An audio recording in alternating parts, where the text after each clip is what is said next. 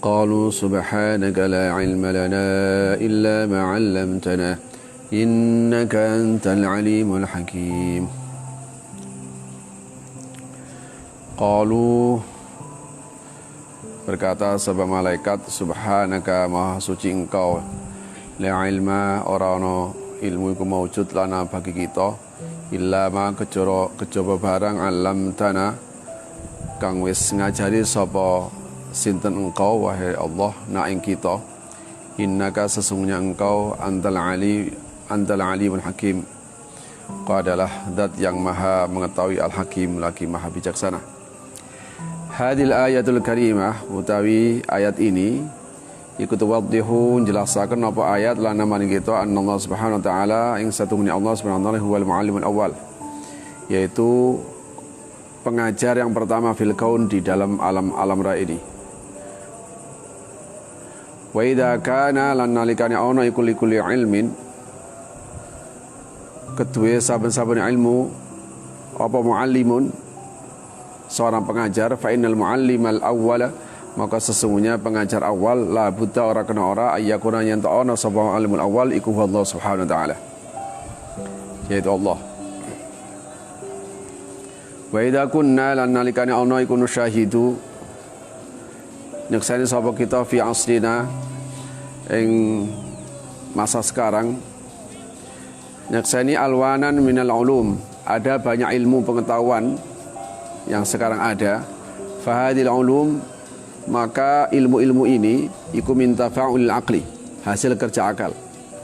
Yang akal itu alladzi kang wahaba kang maringi hu ing akal sapa Allah lil insani maring manusa, minal mawadi, dari materi-materi allati kang wadhaha kang wis nyelahaken ha ing mawad sapa Allah taala fil qaul ing dalam alam semesta, bil mantiq wal ilmi, dengan logika dan ilmu, alladzi 'allamahu Allah lil insan, alladzi kang 'allamahu kang ngajarihu ing ilmu sapa Allah lil insan maring manungsa.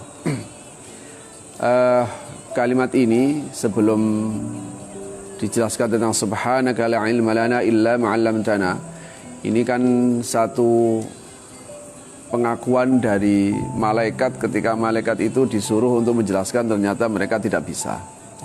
Akhirnya yang muncul adalah subhana. Kita tahu bahwa kalimat subhana itu hanya bisa disandarkan kepada Allah, karena memang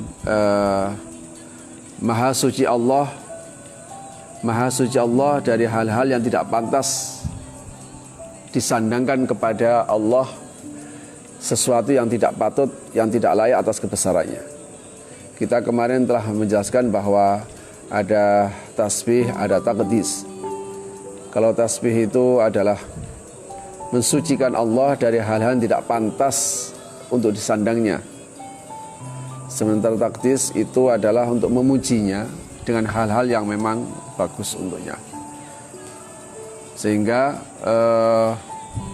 yang keluar adalah sabbihu bihamdika wa nuqaddis lak. Karena mensucikan Allah, maka kita senantiasa memujinya. Maka bersyukurlah kalau seandainya kita selalu bisa memujinya, karena dengan memuji itulah kita berarti mensucikan Allah. Nah, ayat ini kalimat subhanaka itu didahulukan sebelum la ilma lana. Ketika malaikat merasa, ya Allah, saya tidak tahu, saya nggak punya pengetahuan kecuali sebenarnya tanpa subhanaka, qalu la ilma lana illa ma 'allamtana, itu sudah cukup. Ya Allah, saya nggak punya pengetahuan kecuali apa yang telah Engkau ajarkan kepada kami. Tapi sebelum mengucapkan itu disebut subhanak, supaya kita tahu bahwa ini memberikan informasi bahwa Allah lah yang sebagai pengajar awal. Setiap ilmu yang didapat, ilmu apapun yang didapat manusia itu pasti ada pengajarnya. Itu pasti ada yang ngajari gitu. Itu pasti ada yang ngajari. Pengajar awal yaitu Allah. Gimana logikanya? Begini.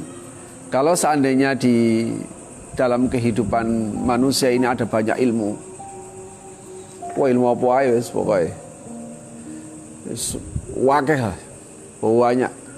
Dan tidak ada satu manusia pun yang spesialis semua ilmu, tidak ada. Tapi ilmu kita yakini bermacam-macam. Nah, sekian banyak ilmu tadi itu sesungguhnya kerja akal. Makanya salah satu ciri manusia itu adalah al-quwwah an-nadhariyah. Manusia diberikan kemampuan untuk berpikir, untuk merenung, untuk menganalisis. Dari sanalah kemudian bisa menggali ilmu. Dan dari sana kemudian ada penemuan-penemuan. Nah, akal itu sendiri itu adalah anugerah dari Allah. Nah, jadi itu. Jadi akal itu adalah anugerah yang terbesar dan terpenting bagi manusia. Materi yang dianalisis oleh akal itu juga pemberian Allah. Nah, gitu.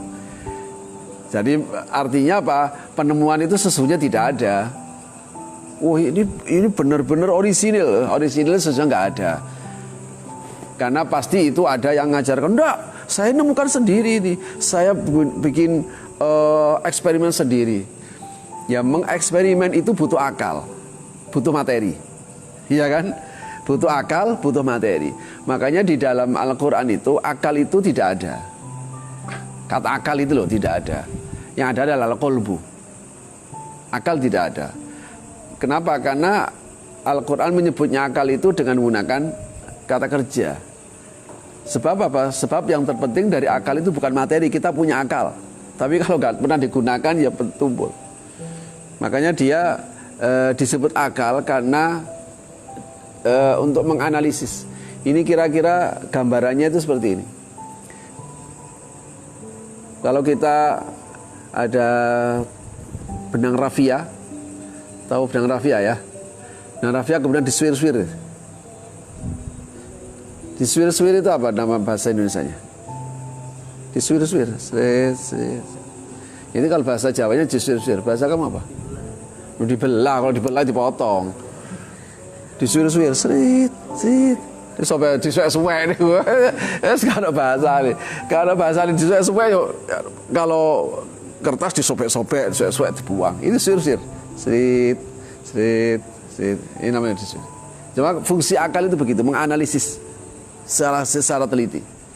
Makanya akal itu tidak ada. Kenapa? Karena yang terpenting itu dia digunakan untuk itu. Nah, hasil kerja akal itulah kemudian muncul ilmu, muncul penemuan dan sebagainya. Artinya apa?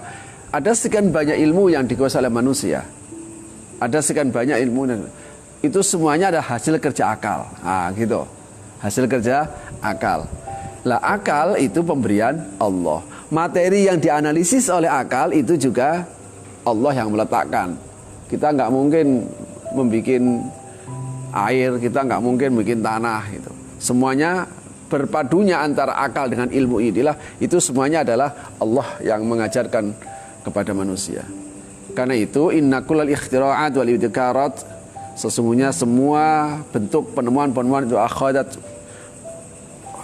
wujudaha min muqaddimatin kana sabiqatan 'alaiha. Penemuan-penemuan yang ada itu pasti dia menggunakan sesuatu yang wujud sebelumnya. Ada muqaddimah sebelumnya yang sudah ada, benda-benda sebelumnya sudah ada.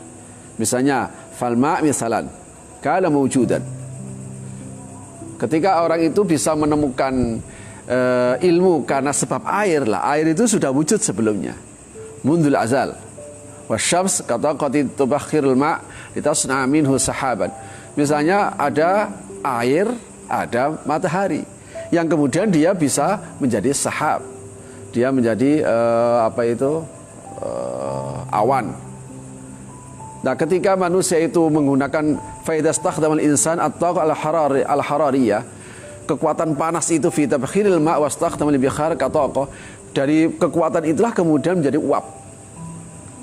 Mesin uap dan sebagainya. Wah, luar biasa memang. Kita pasti akan kagum-kagum dengan penemuan manusia itu.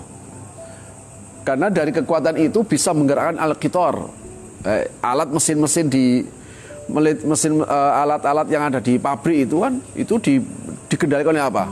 turbin ya, turbin. Kamu tahu turbin? Turbin itu terbuat dari apa? Ya tidak tahu lah. Pokoknya kayak begitu lah. Artinya itu semuanya digerakkan dari uap. Dari mesin uap itu bisa kereta itu. Kereta itu digerakkan oleh apa ya? Benda segitu beratnya itu. Kan pembakaran itu. Nah, itu memang penemuan manusia. Sehingga dia bisa menggerakkan pesawat, dia bisa menggerakkan kereta, dia bisa menggerakkan kapal laut. Itu kan luar biasa itu. Itu penemuan-penemuan yang sangat berharga. Tetapi itu semuanya tetap saja dia materinya adalah dari Allah Subhanahu Wa Taala. Dia sehingga tidak bisa mengklaim. Untuk apa kata kalimat ini? Supaya tidak ada satu kesombongan yang muncul. Subhanaka la ilma lana illa ma 'allamtana innaka antal alimul hakim. Maka ini harus sebagai satu pengakuan bahwa sesungguhnya kita ini tidak punya pengetahuan apapun. Ini saya tinggalkan karena ini teori-teori ilmu. Ya kira-kira apapun bentuk ilmu pengetahuan yang ditemukan oleh manusia, itu pasti adalah materinya dari Allah. Itu adalah hasil kerja akal. Akal adalah pemberian Allah. Materinya juga Allah yang meletakkan.